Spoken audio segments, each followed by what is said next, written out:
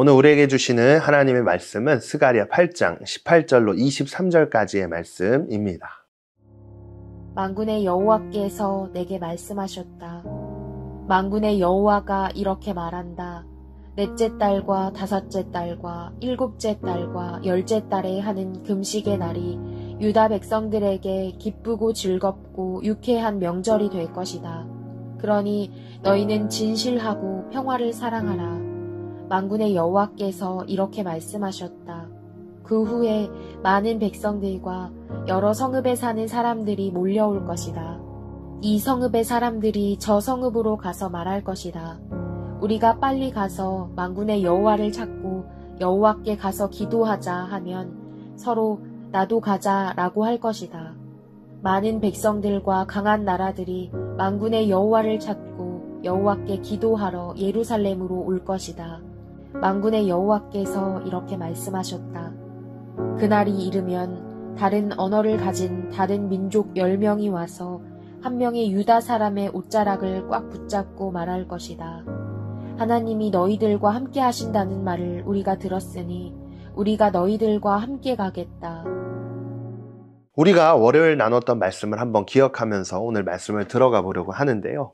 제사장들에게 찾아간 백성들이 여기서도 바벨론에서 했던 금식을 해야 되나에 대한 질문 기억하시나요? 오늘 말씀은 이 질문에 대한 답을 하나님께서 주고 계시는 겁니다. 오늘 말씀을 통해 하나님께서는 그 대답을 무엇이라고 하고 있는지 오늘 말씀을 통해 보면 만군의 여호와가 이렇게 말한다. 넷째 달과 다섯째 달과 일곱째 달과 열째 달에 하는 금식의 날이 유다 백성들에게 기쁘고 즐겁고 유쾌한 명절이 될 것이다. 그러니 너희는 진실하고 평화를 사랑하라. 바벨론 포로 생활 속에서 했던 금식은요, 슬픔의 금식이었습니다. 나라를 잃은 슬픔, 포로로 잡혀와 있는 아픔을 가지고 하나님 앞에 금식을 했던 것이죠. 그러나 하나님은 이제 다시 예루살렘 앞으로 돌아온 백성들에게 금식의 날은 바로 기쁨의 날, 즐겁고 유쾌한 날이 될 것이라고 말씀하고 계시는 것이죠. 기쁨의 날이 될 수밖에 없는 이유는요, 어제 말씀을 통해 하나님께서 말씀하셨듯 그 예루살렘 땅이 거룩한 곳, 하나님이 살아 역사하시는 곳, 그리고 가장 안전하며 평화가 넘치는 곳이 되었기 때문입니다. 더 이상 금식을 하지 않아도 되는 그런 기쁨이 넘치는, 그리고 평화가 넘치는 땅이 되었다는 것인데요. 그리고 더 나아가 어떤 현상까지 나타나는지 오늘 말씀은 기록하고 있는데 만군의 여호와께서 이렇게 말씀하셨다. 그 후에 많은 백성들과 여러 성읍에 사는 사람들이 몰려올 것이다. 여러 나라에서 백성들의 소문을 듣고 나도 갈래, 나도 가야지 하는 사람들이 늘어나면서 하나님을 궁금해하는 사람들이 생기기 시작된다는 것을 이야기하고 있는 것을 볼 수 있죠. 이 말씀을 읽으면서 전도사님은 웃음이 지어졌어요. 얼마나 평화롭기에, 얼마나 기쁨이 넘치길래 이렇게 될 수 있을까 생각을 하면서 이게 웃음이 지어졌는데요.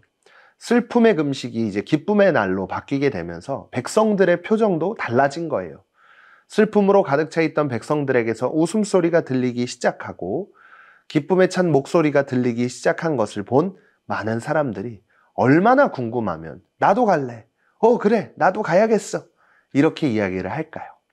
백성들이 웃고 기쁨에 찬 목소리로 소리치기 시작한 이유가 무엇이었는지 다시 한번 생각해 보면 바로 하나님의 사랑을 깨닫고 하나님께서 백성들에게 은혜를 주셨기 때문이었습니다.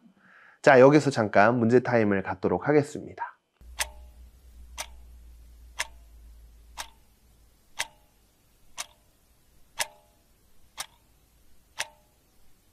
자, 다시 말씀으로 돌아와서 그런데 그 은혜가 기쁨과 평화로 나타나기 시작하니까 오늘 말씀을 통해 주변 사람들에게 선한 영향력을 끼치는 모습을 볼 수 있지 않나요? 우리도 마찬가지라는 걸 기억했으면 좋겠습니다. 우리가 하나님의 사랑을 깨닫게 되는 순간 우리의 표정은 달라지게 되어 있어요. 기쁨의 표정으로, 웃는 표정으로 바뀌게 된다는 거예요. 그런데 여러분, 표정만 바뀔까요? 아니에요. 표정뿐 아니라 말도 바뀌고 행동도 바뀌고 모든 것들이 바뀌기 시작하는 거예요. 그리고 그 모습을 본 주변 사람들이 도대체 어떤 이유로 저렇게 기뻐할 수 있지? 궁금해지기 시작하는 거죠. 그리고 우리가 믿는 하나님을 궁금해하면서 하나님 앞으로 나오게 하는 그런 통로로 우리가 쓰임받을 수 있다는 것. 오늘 말씀은 이것을 이야기해주고 있는 것입니다. 하나님의 은혜를 나타내는 것, 그것이 바로 우리가 할 수 있는 가장 큰 전도 방법이라는 거예요. 이 전도를 하려면 어떻게 해야 할까요? 하나님의 사랑으로, 하나님의 은혜로 우리 마음이 가득 채워져야 합니다. 오늘 하루를 시작하거나 마무리하면서 하나님, 제 마음을 은혜와 평화로 채워주세요. 이 기도를 드려보는 것은 어떨까요? 오늘 이 말씀을 듣고 있는 우리 다니엘 소년부 모든 친구들 마음 가운데 하나님의 은혜와 평화로 가득 차 웃음과 기쁨으로 가득 찬 공동체가 되어 세상 가운데 복음을 전하는 모두가 되시기를 간절히 소망하며 오늘도 말씀을 기억하며 함께 결단하겠습니다. 첫 번째, 하나님께서 슬픔을 기쁨으로 아픔을 회복으로 바꿔주신 것을 경험한 적이 있나요? 그때 무엇을 느꼈나요?